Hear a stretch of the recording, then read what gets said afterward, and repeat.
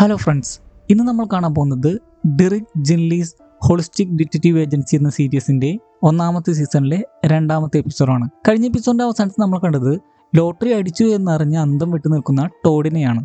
ഈ എപ്പിസോഡിന്റെ തുടക്കത്തിലെ തന്നെ കാണിക്കുന്നത് 2-3 ദിവസങ്ങൾക്ക് മുമ്പ് നടന്ന കാര്യങ്ങളാണ്. ഇതിലൂടെ ഫാറ എങ്ങനെ ബന്ധനസ്ഥതയിലായി എന്ന് നമുക്ക് മനസ്സിലാക്കാം. ലിദിയയെ തോക്കിൻ മുനയിൽ നിർത്തി റിമ്മറാണ് ഫാറയെ വിളിപ്പിക്കുന്നത്. താൻ അപകടത്തിലാണ്, ഉടനെ തന്നെ വന്ന് രക്ഷിക്കണമെന്ന് ലിദിയ കരഞ്ഞപേക്ഷിക്കുന്നു. സ്ഥലവും എവിടെയാണെന്ന് പറയുന്നുണ്ട്. അത് വേറെങ്ങുമല്ല, നമ്മുടെ ടോഡ് താമസിക്കുന്ന ഫ്ലാറ്റിൽ തന്നെയാണ്. ഓർക്കണം, ഇത് 2-3 ദിവസങ്ങൾക്ക് മുമ്പ് നടക്കുന്ന കാര്യങ്ങളാണ്. അതിനുശേഷം ടോഡ് താമസിക്കുന്ന ആ സ്ഥലത്ത് ഫാറ എത്തുമ്പോൾ തന്നെ അപകടം മണക്കുന്നുണ്ട്. പ്രതീക്ഷിച്ചതുപോലെ തന്നെ അവൾക്ക് നല്ല ആക്രമണം നേരിടേണ്ടി വരുന്നു. വേറെ ആരുമല്ല ആക്രമിക്കുന്നത്, ആ ടാറ്റു അടിച്ച ഗ്യാങ്സ് തന്നെയാണ് ആക്രമിക്കുന്നത്. 2-3 ആളുകൾ ഒരുമിച്ചാണ് അവളെ ആക്രമിക്കുന്നത്.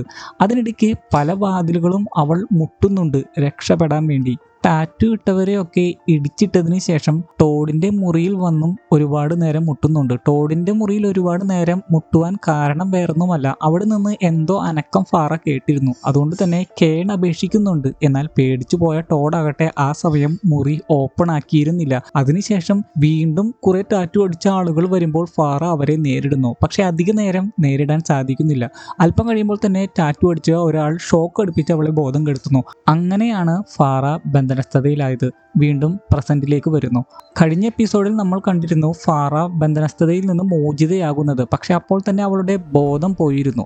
ഇപ്പോൾ അവളുടെ ബോധം വീണ്ടും വരുന്നു. അതിനുശേഷം തൊട്ടടുത്തുണ്ടായ ഒരു ഹാക്സോ ബ്ലേഡ് ഉപയോഗിച്ച് രക്ഷപ്പെടാൻ ശ്രമിക്കുമ്പോഴാണ് അവിടെ ഉണ്ടായിരുന്ന വേറെ 3-4 ടാറ്റു അടിച്ചവർ അവളെ വളയുന്നത്. അതുകൊണ്ട് തന്നെ വീണ്ടും അവൾക്ക് രക്ഷപ്പെടാൻ സാധിക്കുന്നില്ല.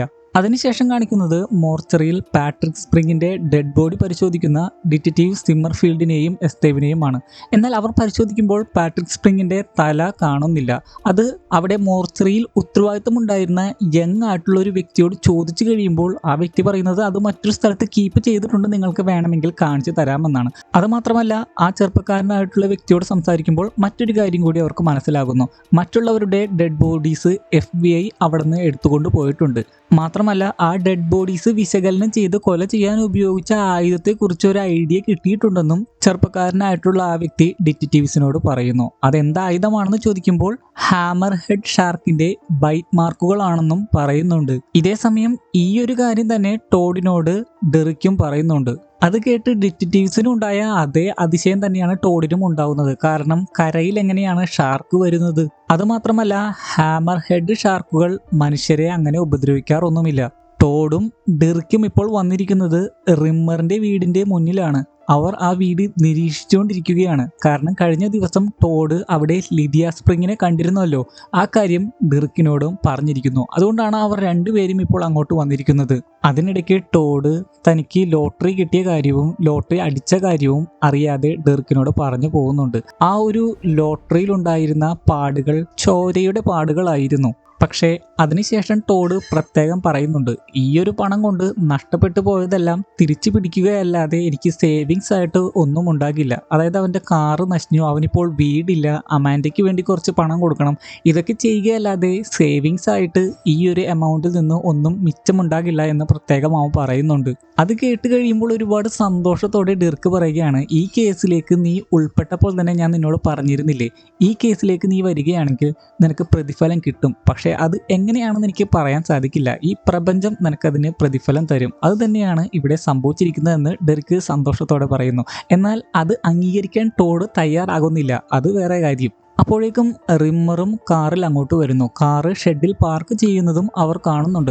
ഉടനെ തന്നെ എൻ്റെ കയ്യിൽ ഒരു ഐഡിയ ഉണ്ട് എന്ന് പറഞ്ഞ് ഡിർക്ക് ടോഡിൻ്റെ ലോട്ടറി കൗശലപൂർവ്വം വാങ്ങി ഓടി ആ വാതിലടയുന്നതിന് മുമ്പ് തന്നെ, കാറ് പാർക്ക് ചെയ്യുന്ന വാതിലടയുന്നതിന് മുമ്പേ അതിൻ്റെ ഉള്ളിൽ കയറുന്നു. വേറെ നിവൃത്തിയില്ലാതെ ടോഡും അതിൻ്റെ ഉള്ളിൽ കയറുന്നു. കാരണം ഡിർക്കിൻ്റെ കയ്യിലാണല്ലോ അവൻ്റെ ലോട്ടറി ഇരിക്കുന്നത്. അത് നഷ്ടപ്പെടാതിരിക്കാൻ വേണ്ടിയാണ് അവനും അകത്തേക്ക് കയറുന്നത്. അല്ലെങ്കിൽ ഒരിക്കലും അവൻ അകത്തേക്ക് കയറില്ലായിരുന്നു. അതിനുശേഷം ബാർട്ടിനെയും കെന്നിനെയും കാണിക്കുന്നു. അവർ ഓടിച്ചുകൊണ്ടിരിക്കുന്ന കാറ് പെട്ടെന്ന് നിന്ന് കഴിയുമ്പോൾ പേടിച്ച് കെൻ പറയുകയാണ്, അത് ശരിയാക്കുന്നില്ലേ, എന്നാൽ ബാർട്ട് പറയുന്നത് അത് തന്നെ ശരിയായിക്കോളും, അത് കാറിന്റെ ഒരു സ്വഭാവമാണ്, ചിലപ്പോൾ ബ്രേക്ക് പോകും, ചിലപ്പോൾ മറ്റെന്തെങ്കിലും ആയിരിക്കും കേടാകുന്നത്, പക്ഷേ അത് തന്നെ ശരിയായിക്കോളും. പക്ഷേ കെൻ അതിനോട് യോജിക്കുന്നില്ല. ധൈര്യമില്ലാത്തത് കൊണ്ടാണ് അവനത് പറയാത്തതും. അതിനുശേഷം അവർ കുറച്ചു നേരം പുറത്തിറങ്ങി നിൽക്കുന്നു. ആ സമയം ബാർട്ട് ചോദിക്കുന്നുണ്ട്, നിന്റെ ഫോൺ എൻ്റെ കയ്യിലാണ്, എന്നിട്ടും ഇത്രയും നേരമായിട്ട് ആരും നിന്നെ വിളിക്കാത്തത് എന്താണ്? അപ്പോൾ തൻ്റെ ഗേൾ ഫ്രണ്ട് വിളിക്കുമെന്ന് കെൻ പറയുന്നു. പക്ഷേ അതും തപ്പിത്തടഞ്ഞൊക്കെയാണ് പറയുന്നത്. മിക്കവാറും അത് നുണയായിരിക്കണം. അതിനുശേഷം ഞാൻ നിങ്ങളെ കൊല്ലാൻ വരുന്ന സമയത്ത് നിങ്ങൾ അവിടെ എന്ത് ചെയ്യുകയായിരുന്നു എന്ന് ബാർട്ട് ചോദിക്കുമ്പോൾ കെൻ ഒന്ന് പരുങ്ങുകയാണ്. ആദ്യം അതിന് ഉത്തരം പറയാൻ അവൻ വിസമ്മതിക്കുന്നുണ്ട്. എന്നാൽ തോക്കുവെച്ച് ബാർട്ട് ഭീഷണിപ്പെടുത്തി കഴിയുമ്പോൾ പേടിച്ച് അവൻ എല്ലാ കാര്യങ്ങളും പറയുന്നു. ബേസിക്കലി താനൊരു ഇലക്ട്രീഷ്യൻ ആണെന്നും ആളുകൾ ഇല്ലീഗലായിട്ടുള്ള കാര്യങ്ങൾ ചെയ്യുന്നതിന് വേണ്ടിയാണ് തന്നെ ഹയർ ചെയ്യുന്നതെന്നും അതേപോലത്തെ ഇല്ലീഗലായിട്ടുള്ള ഒരു പവർ കൺവേർട്ടർ മെഷീൻ നന്നാക്കുന്നതിന് വേണ്ടിയാണ് അവർ തന്നെ അവിടെ വിളിച്ചു വരുത്തിയതെന്നും പക്ഷേ അതേപോലത്തെ ഒരു മിഷൻ തൻ്റെ ജീവിതത്തിൽ ഒരിക്കൽ പോലും കണ്ടിട്ടില്ലായിരുന്നു എന്നും അത് നന്നാക്കിക്കൊണ്ടിരിക്കുന്ന സമയത്താണ് ബാർട്ട് അവിടേക്ക് വന്ന് മറ്റുള്ള കാര്യങ്ങളൊക്കെ നടന്നതെന്നും കെൻ വിശദീകരിച്ച് പറയുന്നു. അത് കേട്ട് കഴിയുമ്പോൾ ബാർട്ട് പറയുകയാണ്, ഇത്രയൊക്കെ നീ എന്നോട് പറഞ്ഞതിന് നന്ദിയുണ്ട്. കാരണം എൻ്റെ ഈ കഴിഞ്ഞ 5 വർഷത്തെ ജീവിതത്തിൽ ആരും എന്നോട് ഇതേപോലെ സംസാരിച്ചിട്ടില്ല. ഇതൊരു നല്ല കാര്യമാണ്. ആളുകൾ ഒന്നില്ലെങ്കിൽ അവരുടെ ജീവന് വേണ്ടി എന്നോട് കെഞ്ചുകയായിരിക്കും, അല്ലെങ്കിൽ വാവിട്ട് അലറുകയായിരിക്കും. സത്യത്തിൽ ഈ കെന്നും പേടിച്ച് വിറച്ച് തന്നെയാണ് ഇരിക്കുന്നത്. പക്ഷെ അതൊന്നും പറയാൻ പറ്റാത്ത അവസ്ഥയാണല്ലോ. അപ്പോഴേക്കും അങ്ങോട്ട് ബൈക്കിൽ ഒരാൾ വരുന്നു. പിന്നെ വീണ്ടും ഡെറിക്കിനെയും ടോഡിനെയും കാണിക്കുന്നു. ടോഡ് ഡെറിക്കിനോട് നല്ല ദേഷ്യത്തിലാണ്. കാരണം അവൻ കാരണമാണല്ലോ ഇപ്പോൾ ആ കാറ് പാർക്ക് ചെയ്യുന്ന ഷെഡിന്റെ ഉള്ളിൽ അവർ രണ്ടുപേരും പെട്ടുപോയിരിക്കുന്നത്. എന്നിട്ടും ഡെറിക്ക് അതൊന്നും ശ്രദ്ധിക്കുന്നില്ല. അവൻ ചുറ്റും ഓടി നടന്ന് റിമ്മർ ആരാണെന്ന് മനസ്സിലാക്കുന്നതിന് വേണ്ടിയും അവനെക്കുറിച്ചുള്ള തെളിവുകൾ ശേഖരിക്കുന്നതിന് വേണ്ടിയും ഓരോ സാധനങ്ങൾ എടുത്തു നോക്കുകയായിരുന്നു. ഇയാൾ ഫേമസ് ആയിട്ടുള്ള ഒരു മ്യൂസീഷ്യന്റെ ആരാധകനാണെന്ന് അതുവഴി ഡെറിക്കിന് മനസ്സിലാകുന്നു. ഈ മ്യൂസീഷ്യനെ നിങ്ങൾ ഓർത്തു വെക്കണം, കാരണം ഇയാളും പ്രധാനപ്പെട്ടത് തന്നെയാണ്. ടോഡാകട്ടെ ഇതേ സമയം എവിടുന്നോ താക്കോല് സംഘടിപ്പിച്ച് രക്ഷപ്പെടാൻ ശ്രമിക്കുന്നു. എന്നാൽ ഡെറിക്ക് അതിന് സമ്മതിക്കുന്നില്ല. അവിടെ നമ്മൾ അന്വേഷിക്കണമെന്ന് തന്നെയാണ് ഡെറിക്ക് പറയുന്നത്. എന്തെങ്കിലും അവിടുന്ന് തെളിവ് കിട്ടാതിരിക്കില്ല എന്ന് ഡെറിക്ക് ഉറച്ചും വിശ്വസിക്കുന്നു. അതുമാത്രമല്ല, ഞാൻ ഈ പറഞ്ഞ ഫേമസ് ആയിട്ടുള്ള മ്യൂസീഷ്യൻ കുറച്ച് നാളായിട്ട് മിസ്സിംഗ് ആണ്. ഒരുപക്ഷെ ആ മ്യൂസീഷ്യനെ ഇവിടെ ബന്ധനസ്ഥതയിലാക്കിയിരിക്കാം, അല്ലെങ്കിൽ ഗോർഡൻ റിമ്മർ അവനെ എന്തെങ്കിലും ചെയ്തിട്ടുണ്ടാകാം എന്നൊക്കെ പറഞ്ഞ് ഉടനെ തന്നെ ഡെറിക്ക് അകത്തേക്ക് കയറാൻ ഒരുങ്ങുന്നു. എന്നിട്ടും ടോഡ് അതിന് സമ്മതിക്കാതിരിക്കുമ്പോൾ ഡെറിക്കിന്റെ കയ്യിലുണ്ടായിരുന്ന ആ ലോട്ടറി ടിക്കറ്റ് ചുരുട്ടിക്കൂട്ടി റൂമിന്റെ ഉള്ളിലേക്ക് ഇടുന്നു. ഇനി അങ്ങോട്ട് കയറുകയല്ലാതെ വേറെ നിവർത്തിയില്ല. ആ ലോട്ടറി ടിക്കറ്റ് എടുക്കാനാണെങ്കിലും ഉള്ളിലേക്ക് കയറണം.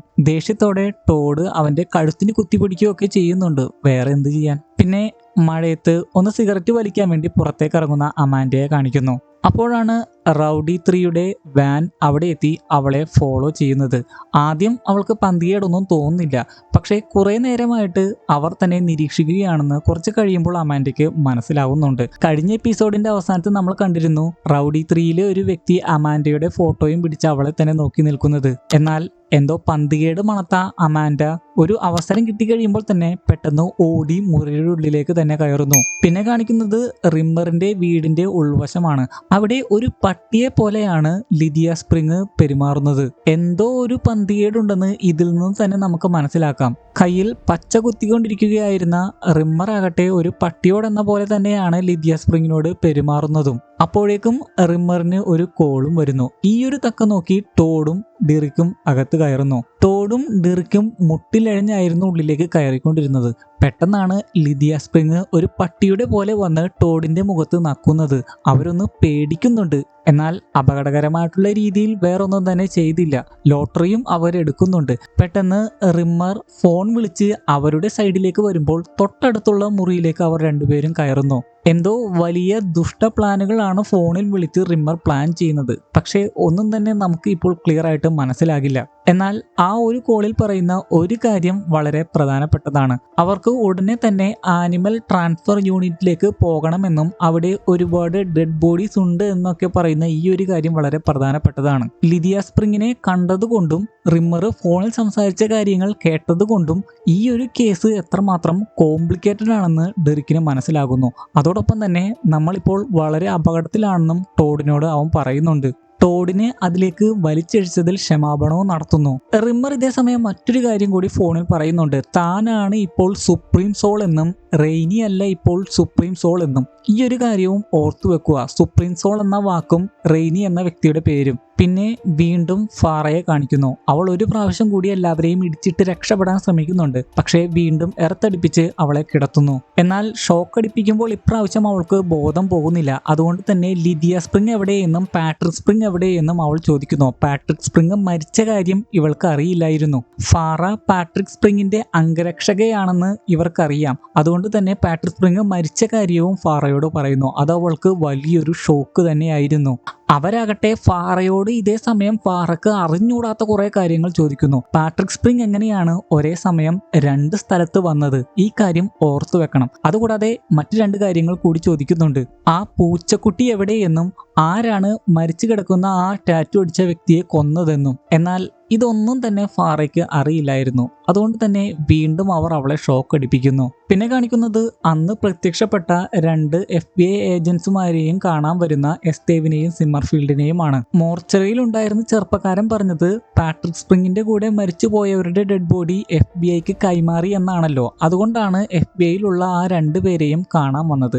FBIയിലുള്ള ആ 2 പേരിൽ ഒരാളുടെ പേര് നമുക്ക് ജോസഫ് എന്നും മറ്റേയാളുടെ പേര് നദാൻ എന്നും പറയാം. എന്നാൽ അവരുമായിട്ട് സംസാരിച്ച് കഴിയുമ്പോഴാണ് ഒരു കാര്യം മനസ്സിലാവുന്നത്. അങ്ങനെ ഒരു സംഭവമേ നടന്നിട്ടില്ല. പാട്രിക് സ്പ്രിംഗിന്റെ കൂടെ മരിച്ചവരുടെ ഡെഡ് ബോഡീസ് FBIക്ക് കൈമാറിയിട്ടില്ല. പിന്നെ എന്തിനായിരിക്കും ആ ചെറുപ്പക്കാരൻ നുണ പറഞ്ഞത്? അതുകൊണ്ട് തന്നെ എന്തോ പന്തികേടുണ്ടെന്ന് മനസ്സിലാക്കി ഡിറ്റക്റ്റീവ് സിമ്മർഫീൽഡും എസ്തേവും ഉടനെ തന്നെ അവിടുന്ന് പോകുന്നു. അവർ പോയി കഴിയുമ്പോൾ ജോസഫും നദാനും അവരെ വിഡ്ഢികൾ എന്ന് വിളിക്കുന്നുണ്ട്. ഇതിൽ നിന്ന് തന്നെ നമുക്ക് മനസ്സിലാക്കാം ആ ഡിറ്റക്റ്റീവ്സിനെ ഇവർക്ക് ഇഷ്ടമല്ല. പ്രധാനമായിട്ടും ഈ ഡിറ്റക്റ്റീവ്സ് അന്വേഷിക്കുന്നത് ലിദിയ സ്പ്രിംഗിന്റെ മിസ്സിംഗ് കേസാണ്. അതുകൊണ്ട് തന്നെ സിമ്മർഫീൽഡ് പറയുകയാണ് പാട്രിക് സ്പ്രിംഗ് എന്തായാലും മരിച്ചു. ഇനി ആ കാര്യം നമ്മൾ നോക്കണ്ട. ലിദിയ സ്പ്രിംഗിനെയെങ്കിലും നമ്മൾ രക്ഷപ്പെടുത്തണം. വീണ്ടും ബാർട്ടിനെയും കെന്നിനെയും കാണിക്കുന്നു. നേരത്തെ ബൈക്കിന് വന്ന വ്യക്തി അവരുടെ കാറ് നന്നാക്കിക്കൊണ്ടിരിക്കുകയാണ്. എന്താണ് പ്രശ്നമെന്ന് അയാൾ കണ്ടുപിടിക്കുന്നു. കാർബറേറ്ററിനാണ് പ്രശ്നമുള്ളത്. കെൻ ആകട്ടെ ഇതേ സമയം ഓടിച്ചെന്ന് രഹസ്യമായിട്ട് അവന് വേണ്ടി ഒരു ക്യാബ് വിളിച്ചു തരുമോ എന്ന് ചോദിക്കുന്നുണ്ട്. കെൻ രക്ഷപ്പെടാൻ ശ്രമിക്കുകയാണെന്ന് മനസ്സിലാക്കിയത് കൊണ്ടായിരിക്കണം ബാർട്ടും അങ്ങോട്ട് വരുന്നു. അതുകൊണ്ട് തന്നെ പിന്നീട് പിച്ചും പേയും പറയുന്നത് പോലെയാണ് കെൻ എന്തൊക്കെയോ പറയുന്നത്. അത് കേട്ട് കഴിഞ്ഞപ്പോൾ ആ വ്യക്തി കരുതിയത് അവർ ഡ്രഗ്സ് ഉപയോഗിച്ചിട്ടുണ്ടാകുമെന്നാണ്. ബാർട്ട് അതിനുശേഷം കെന്നിനോട് പറയുന്നുണ്ട്, എന്തിനാണ് ക്യാബ് ആക്കിയത്? ഒരു പ്രൈവറ്റ് ജെറ്റ് തന്നെ പറയായിരുന്നില്ലേ? അതിനുശേഷം ബാർട്ട് അവളുടെ കയ്യിൽ ഉണ്ടായിരുന്ന എന്തോ കെന്നിന് കഴിക്കാനും കൊടുക്കുന്നുണ്ട്. കെൻ അപ്പോൾ ആരാണ് ഈ ഡെറിക് ജെൻലി എന്ന് ചോദിക്കുന്നു. അത് തനിക്ക് സ്വപ്നത്തിലൂടെ വെളിപ്പെട്ട് കിട്ടിയതാണ്. താൻ എന്താണ് ചെയ്യേണ്ടതെന്ന് ഈ ലോകം പറയുമെന്നും ലോകമാണ് തന്നെ നയിക്കുന്നതെന്നും ബാർട്ട് ഇതേ സമയം പറയുന്നു. ബാർട്ടിന്റെ ഒരു കഴിവ് തന്നെയാണ് ഇതെന്ന് നമുക്ക് പറയാം. ഇതല്ലാതെ കുറച്ച് കഴിവുകളും ഉണ്ട്. അതുടനെ തന്നെ നമുക്ക് മനസ്സിലാകും. അതിനുശേഷം പെട്ടെന്ന് ബാർട്ട് പറയുകയാണ്, എനിക്ക് അയാളെ കൊല്ലാൻ തോന്നുന്നു. എന്നാൽ അത് കേട്ട് ഉടനെ തന്നെ കെൻ അവളെ തടഞ്ഞുകൊണ്ട് പറയുകയാണ്, അങ്ങനെയൊന്നും ചെയ്യരുത്, അയാൾ നമ്മളെ സഹായിച്ചുകൊണ്ടിരിക്കുകയാണ്. കെൻ പറഞ്ഞതുകൊണ്ട് മാത്രം ബാർട്ട് അയാളെ കൊല്ലുന്നില്ല. എന്തുകൊണ്ടാണ് ബാർട്ടിന് അയാളെ കൊല്ലാൻ തോന്നിയതെന്ന് ഉടനെ തന്നെ നമുക്ക് മനസ്സിലാകും. വീണ്ടും ഡെറിക്കിനെയും ടോഡിനെയും കാണിക്കുന്നു. ലിദിയെ എങ്ങനെ പുറത്ത് കടത്താമെന്നാണ് ഡെറിക് ആലോചിക്കുന്നത്. എന്നാൽ അവനോട് മിണ്ടാതിരിക്കാൻ ടോഡ് പറയുന്നു. അപ്പോഴേക്കും മുട്ടിലെഴിഞ്ഞുകൊണ്ട് ഒരു ഡോളും കടിച്ചു പിടിച്ചുകൊണ്ട് ലിദിയ സ്പ്രിംഗ് അവരുടെ അടുത്തേക്ക് വരുന്നു. ടോഡാകട്ടെ ഇതേ സമയം അവിടെ ഉണ്ടായിരുന്ന ഒരു ജനല ശ്രദ്ധിക്കുന്നു. അത് തകർത്ത് അവൻ പുറത്ത് കടക്കാൻ ശ്രമിക്കുമ്പോഴാണ് ഫോൺ വിളിച്ചുകൊണ്ട് റിമ്മർ അതുവഴി കടന്നു പോകുന്നത്. ആളുകളെയൊക്കെ കൊല്ലുന്നതിനെ പറ്റിയാണ് അയാൾ ഫോണിൽ സംസാരിച്ചുകൊണ്ട് പോകുന്നത്. മുട്ടിലിഴഞ്ഞ് അവരുടെ അടുത്തേക്ക് വന്ന ലിദിയ സ്പ്രിംഗ് കുറച്ച് പ്രശ്നമുണ്ടാക്കുന്നത് കൊണ്ട് തന്നെ അവളുടെ വായിലുണ്ടായ പാവക്കുട്ടി എടുത്ത് റിമ്മർ നിൽക്കുന്ന മുറിയിലേക്ക് എറിയുന്നു. എന്നാൽ റിമ്മർ അത് കാണുന്നില്ല. ആ പാവക്കുട്ടി ചെന്ന് വീഴുന്നത് ഒരു മെഴുകുതിരിയിലായിരുന്നു. അത് അവിടെ ഉണ്ടായിരുന്ന പേപ്പറിലൊക്കെ വീണ് കത്തുപിടിക്കുന്നു. എന്നാൽ ഇതൊന്നും റിമ്മർ ശ്രദ്ധിക്കുന്നില്ല. ഇവിടെ ഒരു ചെറിയ കാര്യം നമ്മൾ ശ്രദ്ധിക്കേണ്ടതുണ്ട്. ലിദിയ സ്പ്രിംഗ് ഡെറിക്കിനെയും ടോഡിനെയും രക്ഷപ്പെടുന്നതിൽ നിന്ന് തടഞ്ഞുകൊണ്ടിരിക്കുകയാണ്. എന്നാൽ അവിടെ ഉണ്ടായിരുന്ന പട്ടി ഇതേ സമയം ലിദിയ സ്പ്രിംഗിന്റെ കാല് കടിച്ചു വലിക്കാൻ ശ്രമിക്കുന്നുണ്ട്. അതായത് റിമ്മറിന്റെ പട്ടിയായിരുന്നിട്ടും ടോഡിനെയും ഡെറിക്കിനെയും രക്ഷിക്കാൻ സഹായിക്കുന്നു. അതിനുശേഷം ടോഡ് വീണ്ടും ജനൽ തുറക്കാൻ ശ്രമിക്കുന്നു. എന്നാൽ പൂർണ്ണമായിട്ടും തുറക്കുന്നതിന് മുമ്പേ അവന്റെ ഫോൺ റിങ് ചെയ്യുന്നു. അത് കേട്ടുകൊണ്ട് റിമ്മറും അങ്ങോട്ട് ഓടി വരുന്നുണ്ട്. എന്നാൽ അപ്പോഴേക്കും വാതിൽ തുറന്ന് ടോഡ് പുറത്ത് കടന്നിരുന്നു. പക്ഷേ ഡെറിക്കിന് പുറത്ത് കടക്കാൻ സാധിച്ചില്ല. ഡെറിക് ആകട്ടെ തോക്കുമായി വന്ന റിമ്മറിന്റെ നേരെ എന്തൊക്കെയോ സാധനങ്ങൾ ആദ്യമേ തന്നെ എറിയുന്നു. അതിനുശേഷം വാതിലടക്കുന്നു. ശേഷം പട്ടിയെയും എടുത്ത് അവനും സെയിം ജനലിന് കൂടി പുറത്തേക്ക് ഇറങ്ങി രക്ഷപ്പെടുന്നു. ടോഡ് അല്ലെങ്കിലേ ഓടി ഒരുപാട് ദൂരെ എത്തിയിരുന്നു. വെടിയേച്ച കൂടി കേട്ടപ്പോൾ അവൻ വളരെ വേഗത്തിൽ ഓടാൻ തുടങ്ങി. വീണ്ടും അമാൻഡയെ കാണിക്കുന്നു. അവൾ തന്നെ ഫോളോ ചെയ്യുന്ന റൗഡി 3നെ കുറിച്ച് വോയിസ് മെയിൽ അയച്ച് ടോഡിനോട് പറയാൻ ഉദ്ദേശിക്കുന്നു. എന്നാൽ പിന്നീട് വേണ്ടെന്ന് വെച്ച് പുറത്തിറങ്ങി ഒരു വലിയ ഇഷ്ടിക ആ കാറിന് നേരെ എറിഞ്ഞുകൊണ്ട് നിങ്ങൾക്ക് എന്താണ് വേണ്ടതെന്ന് ചോദിക്കുന്നു. എന്നാൽ അപ്പോഴേക്കും അവളുടെ കൈ ഫ്രീസ് ആവുന്നത് പോലെ തോന്നുന്നു. പേടിച്ച് അകത്ത് വന്ന് ഒരു വിധത്തിൽ ഗുളികയൊക്കെ കഴിച്ച് ആശ്വസിച്ചിരിക്കുന്ന സമയത്ത് ജനല് പൊട്ടി വീണ്ടും ആ ഇഷ്ടിക തിരികെ വരുന്നു. അതായത് ആ കാറിന് നേരെ എറിഞ്ഞ ഇഷ്ടിക റൗഡി 3 തിരിച്ച് അവൾക്ക് എറിഞ്ഞു കൊടുത്തിരിക്കുന്നു. എന്നാൽ അതിൻ്റെ ഒപ്പം ഒരു ചെറിയ കുറിപ്പും ഉണ്ടായിരുന്നു. അതിൽ വെറുതെ ഹായ് എന്ന് മാത്രമേ എഴുതിയിട്ടുണ്ടായിരുന്നുള്ളൂ. അത് കണ്ടപ്പോൾ അമാൻഡയ്ക്ക് ആശ്വാസമാവുകയും അവൾ ഒന്ന് ചിരിക്കുകയും ചെയ്യുന്നു. ഡിറ്റക്റ്റീവ് എസ്തേവും സിമ്മർഫീൽഡും മോർച്ചറിയിൽ എത്തുമ്പോഴാകട്ടെ ഞെട്ടിക്കുന്ന മറ്റൊരു കാര്യം മനസ്സിലാക്കുന്നു. നേരത്തെ അവിടെ ഉണ്ടായിരുന്ന ചെറുപ്പക്കാരനായിട്ടുള്ള വ്യക്തിയല്ല അവിടുത്തെ ഇൻചാർജ്. ഒരു പ്രായമുള്ള വ്യക്തിയാണ് അവിടുത്തെ ഇൻചാർജ്. എന്താണ് അവിടെ നടക്കുന്നതെന്ന് അവർക്ക് മനസ്സിലാകുന്നില്ല. എന്തൊക്കെ വന്നാലും ഇതിൻ്റെ എല്ലാം പിന്നിൽ വലിയൊരു കളി തന്നെ അവിടെ നടക്കുന്നുണ്ടെന്ന് അവർക്ക് മനസ്സിലായി. അതിനുശേഷം കാണിക്കുന്നത് ടാറ്റു അടിച്ച ഗ്യാങ് ഫാറയെയും പൊക്കിയെടുത്ത് ഒരു വണ്ടിയിലിട്ട് എങ്ങോട്ടോ കൊണ്ടുപോകാൻ ശ്രമിക്കുന്നതാണ്. ആ FBI ഏജൻസും ഇത് കാണുന്നുണ്ട്. അവർക്ക് എന്തൊക്കെയോ സംശയാസ്പദമായിട്ട് തോന്നുന്നു. അതുകൊണ്ട് തന്നെ അവരെ ഫോളോ ചെയ്യാൻ തീരുമാനിക്കുന്നു. പിന്നെ കാണിക്കുന്നത് ഓടി ഓടി അണച്ച് ഒരു സ്ഥലത്ത് ഇരിക്കുന്ന ടോഡിനെയാണ്. ഉടനെ തന്നെ ഓടി ഓടി ഡിറിക്കും അവിടെ എത്തുന്നു. അവിടെ എത്തിക്കഴിയുമ്പോൾ സന്തോഷത്തോടെ ഡിർക്ക് പറയുകയാണ്, ഭാഗ്യം, നമുക്ക് ഈ പട്ടിയെ കിട്ടിയിരിക്കുന്നു.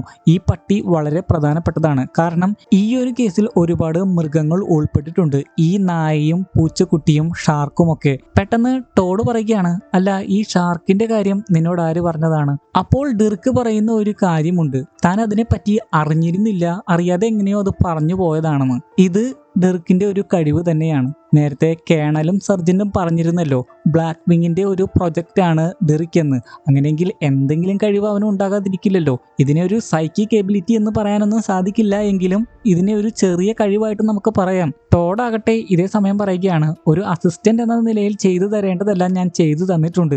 നീ കാരണം അയാളുടെ കയ്യിൽ നിന്ന് ഇപ്പോൾ വെടികൊണ്ട് മരിക്കേണ്ടി വന്നാനെ. അപ്പോ ഡിറിക് പറയുന്നുണ്ട്, അതിന് നിനക്കല്ലല്ലോ വെടികൊള്ളാൻ പോയത്, എനിക്കല്ലേ. അതുമാത്രമല്ല, ഒരു അസിസ്റ്റന്റ് എന്ന നിലയിൽ നീ പകുതി പോലും ചെയ്തു തന്നിട്ടില്ല. നീ വെറുതെ മടിയനാകരുത്. എന്തൊക്കെ വന്നാലും ഒരുപാട് രഹസ്യങ്ങളാണ് ഈ ഒരു ഇൻസിഡന്റ് വഴി നമുക്ക് മനസ്സിലായത്. ഗോർഡൻ റിമ്മറിനെ ചുറ്റിപ്പറ്റി ഇനിയും ഒരുപാട് രഹസ്യങ്ങളുണ്ട്. ഇന്ന് നമ്മൾ കണ്ടുപിടിച്ച ഏറ്റവും വലിയ കാര്യം എന്താണെന്ന് അറിയാമോ? അവിടെ ഉണ്ടായിരുന്ന ലിതിയോട് ഒരു നായോട് എന്ന പോലെയാണ് റിമ്മർ പെരുമാറിയത്. അതിനുശേഷം ഡിറിക്ക് അവർ കൊണ്ടുവന്ന നായയുടെ അടുത്ത് വന്ന് ലിതിയുടെ പേര് വിളിക്കുമ്പോൾ അതൊന്ന് കുരയ്ക്കുന്നുണ്ട്. അതിൽ നിന്ന് അത് ലിതിയെ തന്നെയാണെന്ന് ഡിറിക്ക് ഉറച്ചു വിശ്വസിക്കുന്നു. മനുഷ്യരെയും മൃഗങ്ങളെയും ഹിപ്നോട്ടൈസ് ചെയ്യാൻ സാധിക്കുന്ന ഒരു ഗ്രൂപ്പാണ് ഇതിന്റെ പിന്നിലുള്ളത്. എന്നാൽ അതൊക്കെ ഒരിക്കലും നടക്കാത്ത കാര്യമായിട്ടാണ് ടോഡിന് തോന്നുന്നത്. മാത്രമല്ല, അതിലൊന്നും അവന് ഒട്ടും ഇൻട്രസ്റ്റേ ഉണ്ടായിരുന്നില്ല. അവന് ലോട്ടറി ടിക്കറ്റിൽ നിന്നുള്ള പണം എങ്ങനെയെങ്കിലും സഹോദരിക്ക് കൊടുക്കണമെന്ന് മാത്രമേ ഉണ്ടായിരുന്നുള്ളൂ. അതുകൊണ്ട് തന്നെ ഉടനെ അവൻ അവിടെ നിന്ന് പോകാൻ ഒരുങ്ങുന്നു. എന്നാൽ ഡിർക്ക് അവനെ വിടാതിരിക്കുമ്പോൾ ടോഡ് പറയുകയാണ്, നിനക്ക് ഈ കേസ് ഉപേക്ഷിച്ച് പൊക്കൂടെ? പാട്രിക് സ്പ്രിങ് നിനക്ക് തരാനുള്ള കാശ് തന്നിരിക്കുന്നു. പിന്നെ എന്തിനാണ് വീണ്ടും ഇതിൽ കടന്ന് കറങ്ങിക്കൊണ്ടിരിക്കുന്നത്? എന്നാൽ തനിക്കതിന് സാധിക്കില്ല എന്നും താൻ എവിടെയാണോ ആയിരിക്കേണ്ടത് ആ ഒരു സ്ഥലത്തേക്ക് ലോകം തന്നെ ഓട്ടോമാറ്റിക് ആയിട്ട് നയിക്കുകയാണെന്നും ഡിറിക്ക് പറയുന്നു. ഇതിൽ നിന്ന് തന്നെ നമുക്ക് ഡിറിക്കും ബാർട്ടും തമ്മിലുള്ള സാമ്യത മനസ്സിലാക്കാം. ബാർട്ടും ഇതേ ഒരു കാര്യം തന്നെയാണ് പറഞ്ഞത്. അവർ എന്താണോ ചെയ്യേണ്ടത് ആ ഒരു കാര്യത്തിലേക്ക് പ്രപഞ്ചം അവരെ നയിക്കുന്നു. അപ്പോഴേക്കും ഡിറിക്കിന്റെ ഫോണിലേക്ക് റിമ്മറിന്റെ ഒരു മെസ്സേജ് വരികയാണ്. അവന്റെ ഫോണിലേക്ക് റിമ്മർ മെസ്സേജ് അയച്ചു എന്ന് കേട്ടപ്പോൾ ടോഡ് ചോദിക്കുകയാണ്, നിന്റെ നമ്പർ എങ്ങനെയാണ് റിമ്മറിന് കിട്ടിയത്? റിമ്മർ ഷൂട്ട് ചെയ്യാൻ വന്ന സമയത്ത് തന്റെ കയ്യിലുണ്ടായിരുന്ന ഒരു കെട്ട് തന്റെ വിസിറ്റിംഗ് കാർഡ് എടുത്താണ് എറിഞ്ഞതെന്ന് ഡിറിക്ക് ഇതേ സമയം പറയുന്നു. അതിൽ നിന്നാണ് അവർക്ക് ഡിറിക്കിന്റെ നമ്പർ കിട്ടിയത്. അതിനുശേഷം ആ മെസ്സേജ് അവർ വായിച്ചു നോക്കുന്നു. നിങ്ങളുടെ ഫ്രണ്ട് ഞങ്ങളുടെ പക്കലുണ്ട്. ആ പട്ടിയെ തിരികെ തന്നില്ലെങ്കിൽ നിങ്ങളുടെ ഫ്രണ്ടിനെ കൊന്നുകളയും എന്ന് പറഞ്ഞുകൊണ്ടായിരുന്നു ആ മെസ്സേജ്. അതിന്റെ ഒപ്പം ഫാറയുടെ ഒരു വീഡിയോയും അവർക്ക് അയച്ചു കൊടുക്കുന്നുണ്ട്. എങ്ങനെയാണ് റിമ്മറും കൂട്ടുകാരും ഫാറയെ അവരുടെ ഫ്രണ്ടായിട്ട് തെറ്റിദ്ധരിച്ചതെന്ന് മനസ്സിലാകുന്നില്ല. പക്ഷേ വീഡിയോയിൽ ഫാറയുടെ മുഖം കണ്ടു കഴിയുമ്പോൾ തന്നെ ടോഡിന് അത് ആരാണെന്ന് മനസ്സിലാവുന്നുണ്ട്. കാരണം അന്ന് ഫാറ ടോഡിന്റെ മുറിയിൽ ഒരുപാട് വന്ന് മുട്ടിയിരുന്നല്ലോ. പക്ഷേ ടോഡ് തുറക്കാൻ തയ്യാറായിരുന്നില്ല. പുറത്തെ ശബ്ദബഹളങ്ങളൊക്കെ കേട്ട് കഴിഞ്ഞപ്പോൾ അവൻ പേടിച്ചു പോയി. അതിനുശേഷം രാത്രിയിൽ അവർ പറഞ്ഞ ലൊക്കേഷനിൽ ഡിറിക്കും ടോഡും വരുന്നതായി കാണിക്കുന്നു. ഡിറിക്ക് ഇതേ സമയം പറയുന്നുണ്ട്, ഇതൊരു നല്ല ഐഡിയ അല്ല എന്ന്. സ്വയം രക്ഷയ്ക്ക് വേണ്ടി അവനൊരു ചെറിയ കത്തിയും എടുത്തിട്ടുണ്ട്. അതുകൊണ്ട് എന്ത് ഉപകാരമാണ് ഉണ്ടാകാൻ പോകുന്നത് എന്ന് അറിയില്ല. കാരണം റിമ്മറിന്റെയും കൂട്ടുകാരുടെയും കയ്യിൽ തോക്കുകളാണ് ഉള്ളതെന്ന് ഇവർക്ക് അറിയാം. ഉടനെ തന്നെ റിമ്മറും അവിടെ എത്തുന്നു. അപ്പോഴാണ് മറ്റൊരു കാര്യം കാണുവാൻ സാധിക്കുന്നത്. ദൂരെ നിന്ന് ബൈനോക്കുലർ ഉപയോഗിച്ച് FBI ഏജൻസും അവരെ നിരീക്ഷിക്കുന്നുണ്ട്. അത് ടോഡ് ആണെന്നും ഡിറിക് ജെന്റ്ലി ആണെന്നും FBI ഏജൻസിന് മനസ്സിലാകുന്നു. അതുകൊണ്ട് തന്നെ ഈ ഒരു സംഭവം കഴിഞ്ഞതിന് ശേഷം അവരെ ചോദ്യം ചെയ്യാൻ FBI ഏജൻസ് തീരുമാനിക്കുന്നു. ബന്ധനസ്ഥതയിലായിരുന്ന ഫാറയുടെ മുഖത്ത് ഒരു ഷീൽഡ് കൊണ്ട് മൂടിയിട്ടുമുണ്ട്. ഉടനെ തന്നെ പട്ടിയെ കൈമാറിയില്ലെങ്കിൽ അവളെ കൊല്ലുമെന്ന് റിമ്മർ ഭീഷണിപ്പെടുത്തുന്നു. എന്നാൽ അവളെ സുരക്ഷിതമായിട്ട് കൈമാറിയില്ലെങ്കിൽ നായയെ പാലത്തിൽ നിന്ന് വെള്ളത്തിലേക്ക് എറിയുമെന്ന് ഡിറിക്കും പറയുന്നു. റിമ്മർ അപ്പോൾ പൂച്ചക്കുട്ടി എവിടെയെന്ന് ചോദിക്കുന്നു. ഡിറിക്ക് അത് കേട്ട് ചോദിക്കുകയാണ്, ഏത് പൂച്ചക്കുട്ടി? അല്ല, ഇവൾ ആരാണ്? റിമ്മർ അത് കേട്ട് ചോദിക്കുകയാണ്, അല്ല അപ്പോൾ നിങ്ങൾക്ക് ഇവളെ അറിയില്ലേ? പിന്നെ എന്തിനാണ് നിങ്ങൾ എന്റെ വീട് കത്തിച്ചത്? ടോഡ് അപ്പോൾ ഇതേ സമയം ലിദിയ സ്പ്രിങ്ങിനെ വിട്ടു തരാൻ പറയുന്നു. റിമ്മർ ആകട്ടെ ലിദിയ സ്പ്രിങ്ങിനെ ഒന്നും കൊണ്ടുവന്നിട്ടില്ല, പട്ടിയെ തരാൻ പറയുന്നു. ടോഡ് അപ്പോൾ നിങ്ങൾക്ക് എന്തിനാണ് ഈ നായി എന്ന് ചോദിക്കുമ്പോൾ അതിനുത്തരം പറയാതെ റിമ്മർ അതിനെ തന്നില്ലെങ്കിൽ ഇവളെ കൊല്ലുമെന്ന് പറയുന്നു. വേറെ നിവർത്തിയില്ലാതെ ആ നായയെ കൊടുക്കാൻ ടോഡ് തയ്യാറാകുന്നു. അതിനുശേഷം റിമ്മറിന്റെ അടുത്തെത്തി കഴിയുമ്പോൾ തന്നെ ഫാറയെ റിലീസ് ആക്കാൻ പറയുന്നു. എന്നാൽ റിമ്മർ പറയുകയാണ്, അത് നമ്മുടെ ഡീലിൽ ഉണ്ടായിരുന്നില്ല. ഡെറിക് അത് കേട്ട് പറയുകയാണ്, ശരിയാണ്, ആ ഒരു കാര്യം പറഞ്ഞിരുന്നില്ല. അത് അവരുടെ ട്രാപ്പാണെന്ന് മനസ്സിലാക്കി ടോഡ് ഉടനെ തന്നെ ആ നായയെ പാലത്തിന് മുകളിലേക്ക് കൊണ്ടുവന്ന് അതിനെ താഴേക്കിടുമെന്ന് പറയുന്നു. അത് കണ്ട് ശരിക്കും ദേഷ്യമാകുന്ന റിമ്മർ പറയുകയാണ്, എന്റെ നായയ്ക്ക് എന്തെങ്കിലും സംഭവിക്കുകയാണെങ്കിൽ നിന്റെ ആത്മാവിനെ പുറത്തെടുത്ത് ദഹിപ്പിച്ചു കളയും. ടോഡ് അപ്പോൾ എന്തിനാണ് ഞങ്ങളോട് ഇങ്ങനെയൊക്കെ ചെയ്യുന്നതെന്ന് ചോദിക്കുന്നു. ഉടനെ തന്നെ ആ നായയുടെ ഉള്ളിൽ നിന്ന് രക്ഷിക്കണേ എന്നൊരു ശബ്ദം സംസാരിക്കുന്നത് പോലെയും ഒരു രൂപം പ്രത്യക്ഷമാവുന്നത് പോലെയും ടോഡിന് തോന്നുന്നു. അത് കണ്ട് പേടിച്ച് ആ നായയെ വെള്ളത്തിലേക്ക് വിട്ടുപോവുകയാണ് ടോഡ്. ആ ഒരു ദേഷ്യത്തിൽ റിമ്മർ ടോഡിനെ ഷൂട്ട് ചെയ്യാൻ പോകുമ്പോൾ തന്നെ ഫാറ അവളുടെ തല ഉപയോഗിച്ച് തോക്ക് തട്ടി മാറ്റുന്നു. അതെല്ലാം കണ്ടുകൊണ്ട് ടാറ്റു അടിച്ചവരിൽ ഒരുവനും അവരെ ഷൂട്ട് ചെയ്യാൻ ഒരുങ്ങുന്നു. എന്നാൽ ഇതെല്ലാം കണ്ട് FBI ഏജൻസും പ്രതികരിക്കുന്നു. FBI ഏജൻസിൽ നദാൻ എന്ന് പേരുള്ള ഒരാൾ ടോഡിനെ ഷൂട്ട് ചെയ്യാൻ ഒരുങ്ങിയ ടാറ്റു അടിച്ച ആളെ വെടിവെച്ച് കൊല്ലുന്നു. എന്നാൽ ടാറ്റു അടിച്ച മറ്റൊരു ടീം ബാക്കിൽ നിന്ന് വന്ന് നദാനെ വെടിവെച്ച് കൊല്ലുന്നു. ജോസഫ് എന്ന FBI ഏജന്റിനെ അവർ കൊല്ലുന്നില്ല, മറിച്ച് ബന്ധനസ്ഥതയിലാക്കുന്നു. ഈ ഒരു സമയം മുതലെടുത്തുകൊണ്ട് തന്നെ ടോഡും ഡെറിക്കും ഫാറയും അവരുടെ തന്നെ കാറിൽ കയറി അവിടുന്ന് രക്ഷപ്പെടുന്നു. റിമ്മർ അതിനുശേഷം അവരുടെ ഗ്യാങ്ങിലുള്ളവരുടെ അടുത്ത് വന്ന് എന്താണ് അവിടെ നടന്നതെന്ന് ചോദിക്കുന്നു. അപ്പോൾ FBI ഏജൻസിലുള്ളവർ ദൂരെ നിന്ന് അവരെ നിരീക്ഷിച്ച കാര്യവും അവരിൽ ഒരാളെ വെടിവെച്ച് കൊന്നു, ഒരാളെ ബോധം കെടുത്തി ബന്ധനസ്ഥതയിലാക്കിയിട്ടുണ്ടെന്നുള്ള കാര്യവും ആ ടാറ്റു അടിച്ചവരിൽ ഒരാൾ പറഞ്ഞു കൊടുക്കുന്നു. ഇനി വേണമെങ്കിൽ നമുക്ക് അവരെ ടാറ്റു ഗ്യാങ് എന്ന് മാറ്റി റിമ്മറിന്റെ ആളുകൾ എന്ന് വിളിക്കാം. റിമ്മറിന് ഇപ്പോഴും ആ നായക്കുട്ടിയെ കണ്ടെത്താനായിട്ടില്ല. പക്ഷേ FBI ഏജൻസിൽ ജോസഫ് ഇപ്പോഴും മരിച്ചിട്ടില്ല എന്ന് കാണുമ്പോൾ അയാൾക്ക് മറ്റൊരു കുശാഗ്രബുദ്ധി മനസ്സിൽ വരുന്നുണ്ട്. അതെന്താണെന്ന് കുറച്ച് കഴിയുമ്പോൾ മനസ്സിലാകും. ഇതേ സമയം തന്നെ ബാർട്ടും കെന്നും വന്ന കാറ് മറ്റേയാൾ നന്നാക്കി കഴിഞ്ഞിരുന്നു. ഉടനെ തന്നെ രഹസ്യമായിട്ട് കെൻ അയാളുടെ അടുത്ത് അവിടെ നിന്ന് ഓടി രക്ഷപ്പെടാൻ പറയുന്നുണ്ട്. എന്നാൽ ബാർട്ടിനെ കുറിച്ചൊന്നും അറിയാതെ ആ പൊട്ടൻ കെന്നിനോട് പറയുകയാണ്, ഞാൻ നിങ്ങളുടെ കാർ എടുത്തുകൊണ്ട് പോകാൻ പോവുകയാണെന്ന് നിങ്ങൾക്ക് മനസ്സിലായല്ലേ? ഞങ്ങൾ ഇതേപോലെ ഒരുപാട് കപ്പിൾസിനെ കൊന്ന് അവരുടെ വാഹനങ്ങളൊക്കെ എടുത്ത് പൊളിച്ചു വിറ്റിട്ടുണ്ട്. നേരത്തെ ബാർട്ടിന് ഇയാളെ കൊല്ലുവാൻ തോന്നിയില്ലേ? അതിന്റെ കാരണവും ഇത് തന്നെയാണ്. അയാൾ ഒരു ദുഷ്ടനായതുകൊണ്ട് തന്നെ. ഏതെങ്കിലും ഒരു ദുഷ്ട വ്യക്തിയെ കണ്ടു കഴിഞ്ഞാൽ ഉടനെ തന്നെ അവൾക്ക് അവരെ കൊല്ലുവാൻ തോന്നും. പ്രപഞ്ചം അവളെ അതിനു വേണ്ടി നിർബന്ധിക്കും. അതുകൊണ്ട് തന്നെയാണ് അവളെ ഹോളിസ്റ്റിക് അസാസിൻ എന്നും വിളിക്കുന്നത്. അപ്പോഴേക്കും ബാർട്ടും എല്ലാം മനസ്സിലാക്കിയിരുന്നു. ബാർട്ട് കെന്നിനോട് പറയുകയാണ്, ഇനി എനിക്ക് അവനെ കൊല്ലാമല്ലോ. ആ വ്യക്തിയാകട്ടെ ബാർട്ടിനെ കൊല്ലുന്നതിന് വേണ്ടി അപ്പോഴേക്കും തോക്കും എടുത്തിരുന്നു. എന്നാൽ വളരെ കൂളായിട്ട് അതൊന്നും പേടിയില്ലാത്തവളെ പോലെയായിരുന്നു ബാർട്ട് അവന്റെ അടുത്തേക്ക് വന്നത്.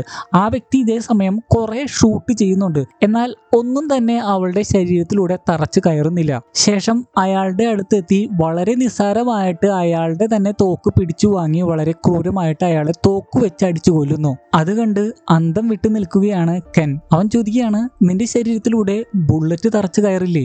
ബാർട്ട് പറയുകയാണ്, ഇല്ല, എന്റെ ശരീരത്തിലൂടെ ബുള്ളറ്റ് തറച്ചു കയറില്ല. ഈ പ്രപഞ്ചം അതിന് സമ്മതിക്കില്ല. അതിനുശേഷം അവൾ തന്നെ തോക്ക് തലയിൽ വെച്ച് ഷൂട്ട് ചെയ്യുന്നു. ആ സമയം തോക്ക് നല്ലവണ്ണം ട്രിഗർ ആകുന്നില്ല. അതിനുശേഷം മുകളിലേക്ക് നോക്കി വെടിവെക്കുമ്പോൾ അത് കറക്റ്റ് ആയിട്ട് ഷൂട്ട് ചെയ്യുന്നുണ്ട്. ഇതിൽ നിന്ന് നമുക്ക് മനസ്സിലാക്കാം ആർക്കും ബാർട്ടിനെ മുറിവേൽപ്പിക്കാൻ സാധിക്കില്ല. ആ ഷോക്ക് മാറാതെ അല്പം പേടിച്ചുകൊണ്ട് കെൻ അപ്പോൾ ചോദിക്കുകയാണ്, നീ കാണുന്നവരെയൊക്കെ കൊല്ലാറുണ്ട് എന്നല്ലേ പറഞ്ഞത്, എന്നിട്ടും ഞാൻ എങ്ങനെയാണ് ജീവനോടെ ഇരിക്കുന്നത്, നീ എന്തുകൊണ്ടാണ് എന്നെ കൊല്ലാത്തത്? ബാർട്ട് പറയുകയാണ്, അത് ശരിയാണ്, എനിക്ക് തോന്നുന്നത് നീ സ്പെഷ്യൽ ആണെന്നാണ് തോന്നുന്നത്. പിന്നെ കാണിക്കുന്നത് ബ്ലാക്ക് വിങ്ങിന്റെ ഒരു മീറ്റിംഗിന് വന്നിരിക്കുന്ന കേണൽ സ്കോട്ടിനെയാണ്. ബ്ലാക്ക് വിങ്ങിന്റെ ചുമതല ഇപ്പോൾ വിൽസൺ എന്ന പേരുള്ള ഒരു പെണ്ണാണ് ഏറ്റെടുത്തിരിക്കുന്നത്. ഇവിടെ വെച്ചാണ് നമുക്ക് ഒരുപാട് കാര്യങ്ങൾ മനസ്സിലാവുന്നത്. ഡിറിക് ജെൻലിയും ബാർട്ടും റൗഡി 3യും അടക്കം ഏകദേശം 30ഓളം ആളുകളെ ഈ ബ്ലാക്ക് വിങ് പരീക്ഷണാർത്ഥം പിടിച്ചു വെച്ചിട്ടുണ്ടായിരുന്നു. പക്ഷേ കുറച്ച് നാളുകൾക്ക് മുമ്പാണ് അവരെല്ലാവരും റിലീസായത്. അതെല്ലാം ഈ കേണലിന്റെ കുറ്റമാണെന്നാണ് പറയുന്നത്. ഡിറിക് ജെൻലി അടക്കം രക്ഷപ്പെട്ടു പോയ ഈ 30ഓളം ആളുകളെ ബ്ലാക്ക് വിങ് പ്രൊജക്റ്റുകൾ എന്നാണ് പറയുന്നത്. മറ്റുള്ള അധികാരികളിൽ നിന്ന് വ്യത്യസ്തമായിട്ട് കേണൽ സ്കോട്ട് അവരോട് നല്ല രീതിയിലായിരുന്നു പെരുമാറിയിരുന്നത്. കാരണം അദ്ദേഹം ഒരു നല്ല വ്യക്തിയായിരുന്നു. പക്ഷേ അതിന്റെ പേരിൽ ഇപ്പോഴും അദ്ദേഹം ക്രൂശിക്കപ്പെട്ടുകൊണ്ടിരിക്കുകയാണ്.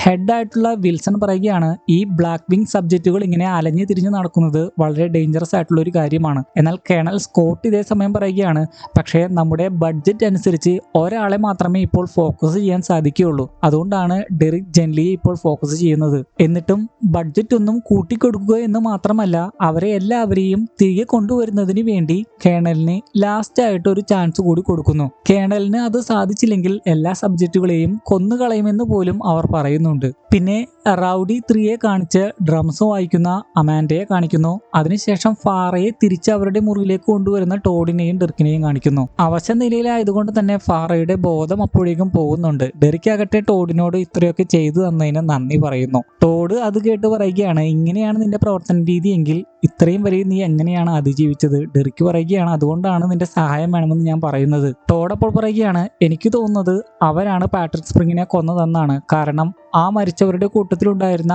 അതേ ടാറ്റൂസ് തന്നെയാണ് ഇന്ന് നമ്മൾ കണ്ടവരിലുണ്ടായിരുന്നത്. അതിനോട് ഡെറിക്കും യോജിക്കുന്നു. കാരണം ആ ഒരു സംശയം അവനും ഉണ്ടായിരുന്നു. അപ്പോഴാണ് അവർ ആവശ്യപ്പെട്ട ആ പൂച്ച ഡെറിക്കിന്റെ മുറിയിൽ ടോഡ് കാണുന്നത്.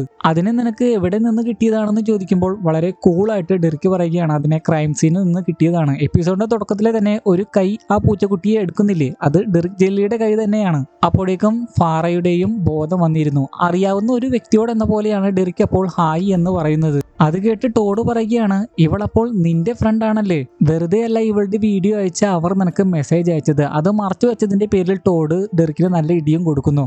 ഇതോടെ ഈ എപ്പിസോഡും ഇവിടെ അവസാനിക്കുകയാണ്. മൊത്തം 18 എപ്പിസോഡുകളാണ് 2 സീസണിലായിട്ടുള്ളത്. അതായത് ശനിയും ഞായറും വീഡിയോ ഇടുകയാണെങ്കിൽ 2 മാസത്തിനുള്ളിൽ ഈ സീരീസ് നമുക്ക് തീർക്കുവാൻ സാധിക്കും. ഇന്നത്തെ വീഡിയോ നിങ്ങൾക്ക് ഇഷ്ടപ്പെട്ടെങ്കിൽ തീർച്ചയായും ലൈക്ക് ചെയ്യാൻ മറക്കരുത്. സബ്സ്ക്രൈബ് ചെയ്യാത്തവരായി ഉണ്ടെങ്കിൽ ഉടനെ തന്നെ സബ്സ്ക്രൈബ് ചെയ്യുക. അപ്പോൾ അടുത്ത വീഡിയോയുമായി നമ്മൾ ഉടനെ തന്നെ കാണും. അതുവരെ ഗുഡ് ബൈ.